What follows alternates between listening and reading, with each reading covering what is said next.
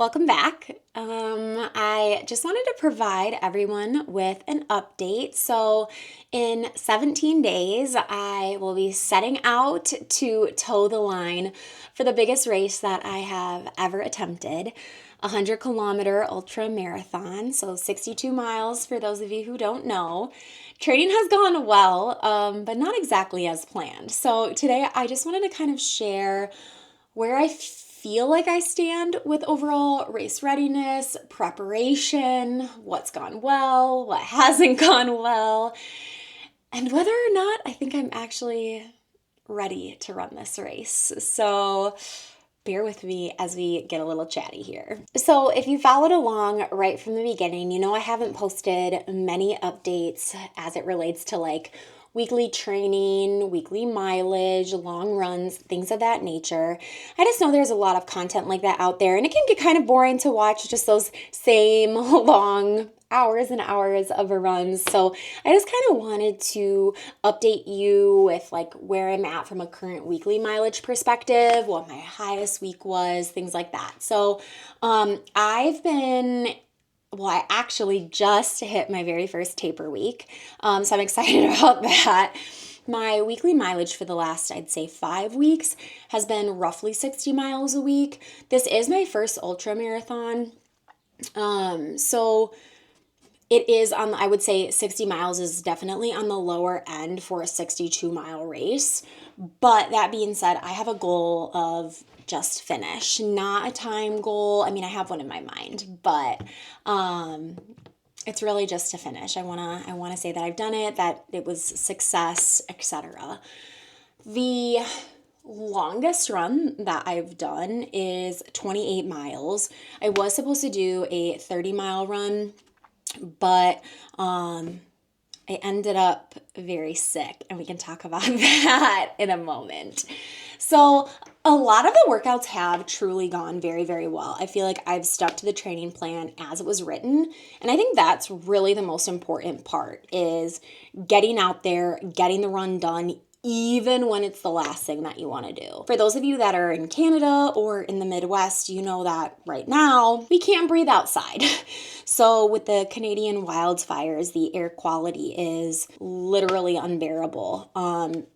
Not just unhealthy for sensitive groups, not just unhealthy, but actually hazardous. So I've been doing the last couple of days of running indoors on the treadmill, which I really dislike. But we have to do things that make us uncomfortable. So that being said, the longest run that I did was the 28 miler. It felt really, really well.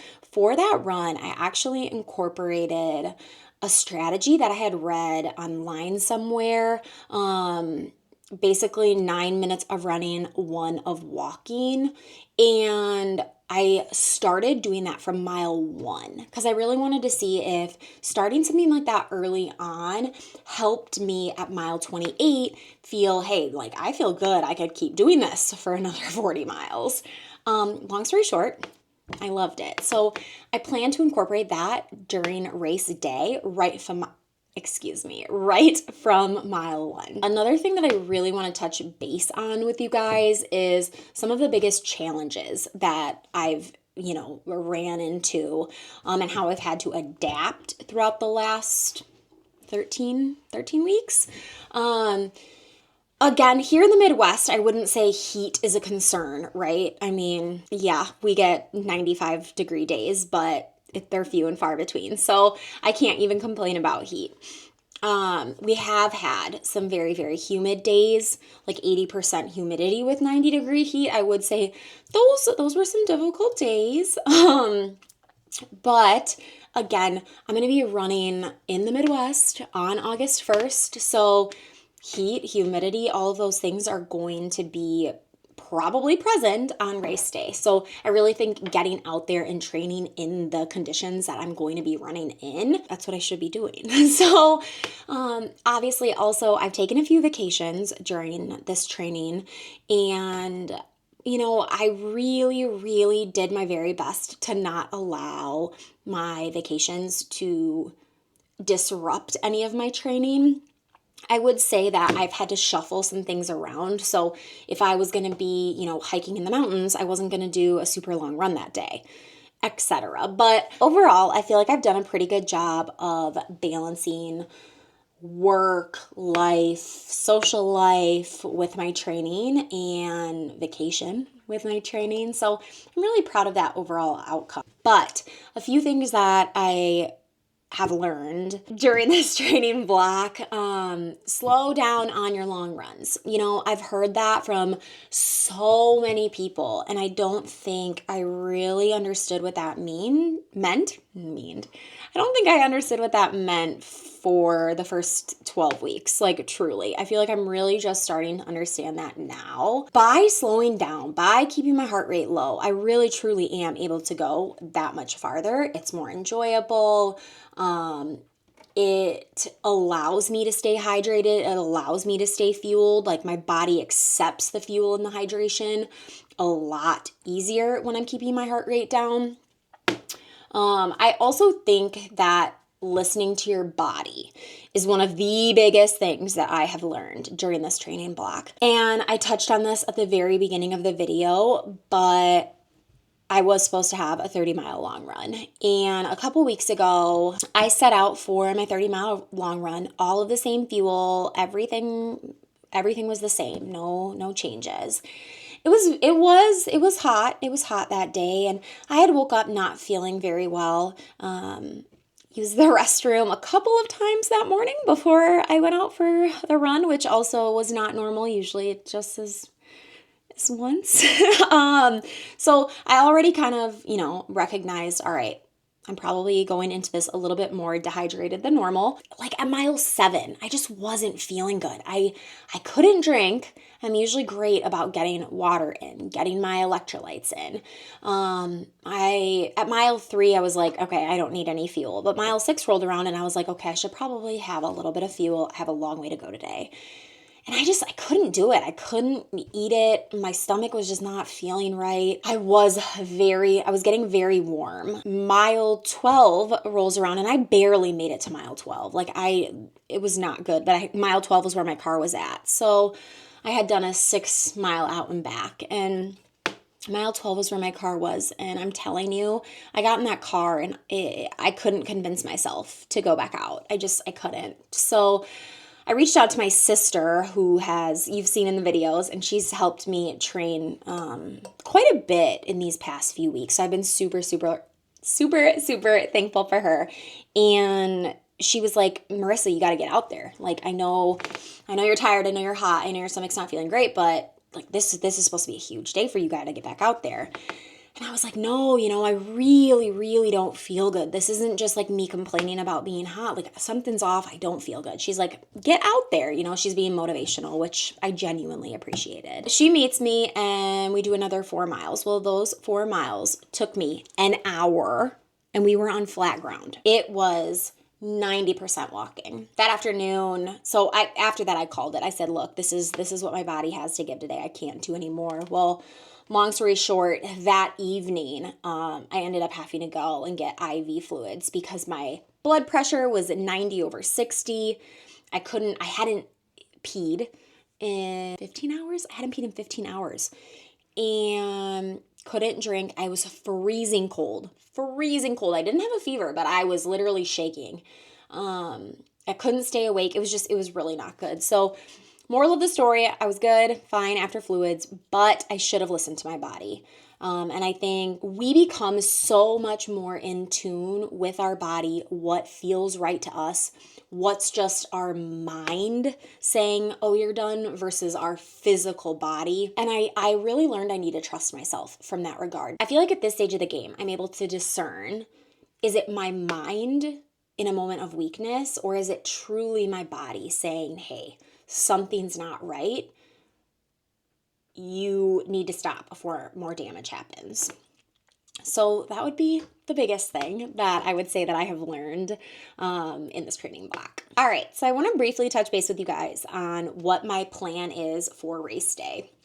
So This race starts at 9 a.m., which is very interesting to me. Usually these races start at like 5, 6 a.m., 7 a.m. So it is a 9 a.m. start, which I don't necessarily love, but I do have a goal time in mind. I would really, really, really like to finish this race in 13 hours. I'd be ecstatic if I finish this race in 13 hours.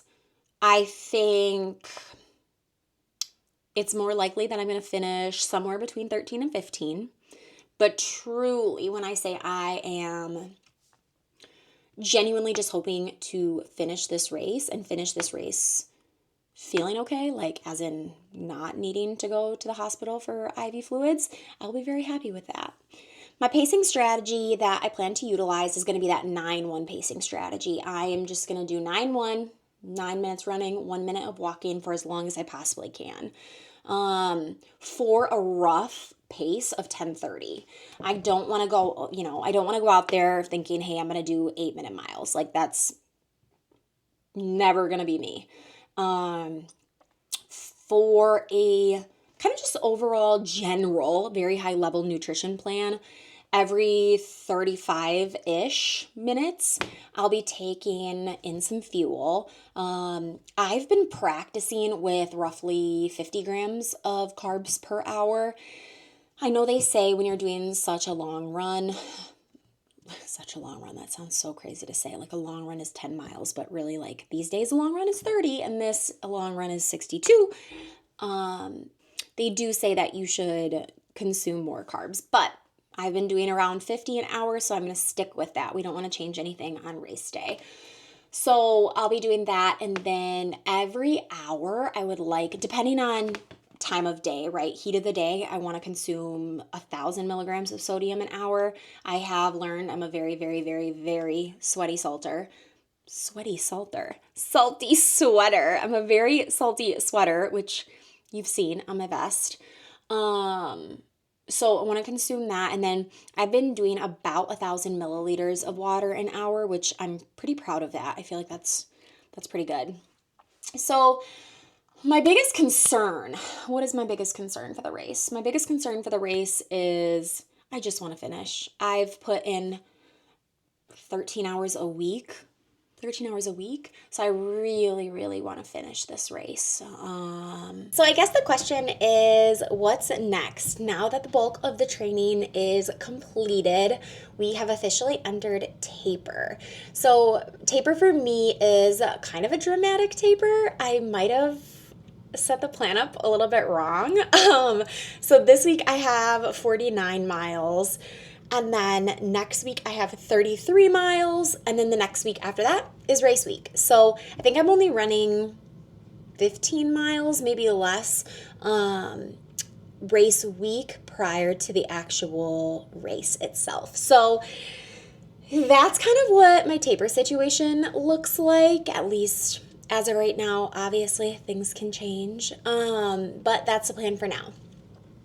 Also, we've got race prep.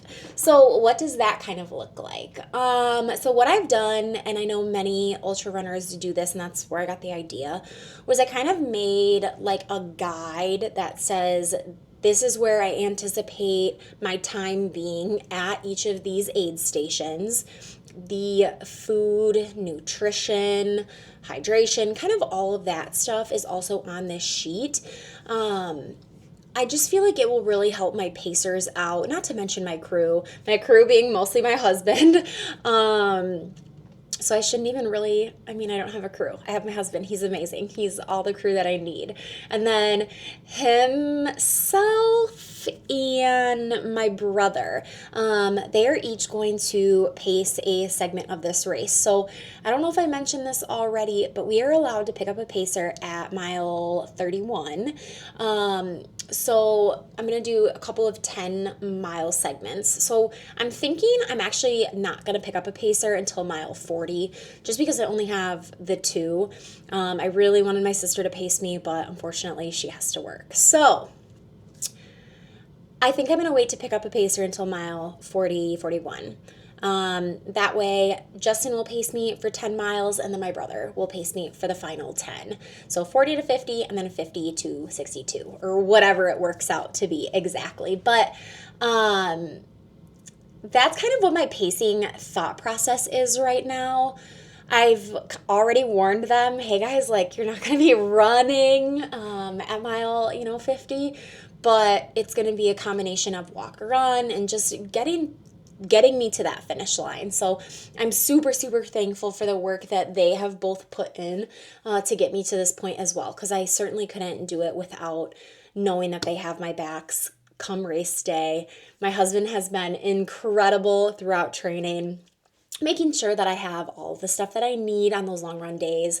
My brother's gotten out there and ran with me. My husband's gotten out there and ran with me. So I'm really looking forward to it. I think that things are going to go really well, but we'll see, optimism. I prefer to take that optimistic approach to this. So I'm excited to share how it goes. On kind of a final note here, one thing that I want to say is if you have ever run an ultra, if you've ever paced an ultra, if you've ever, had a family member participate in an ultra marathon, I would love to hear your biggest piece of advice. I would love to hear, what you would tell yourself in those deep, dark moments. And, if you've been following this journey, again, I know that I haven't posted a ton, but there's been 2 videos, I think, and I hope to do a race video as well. At the very least, I'll catch you up with how everything went after the fact, but make sure you subscribe, and I'll do my best to take you along for race weekend, and hopefully come back and tell you that I crossed the finish line and completed all 100 kilometers.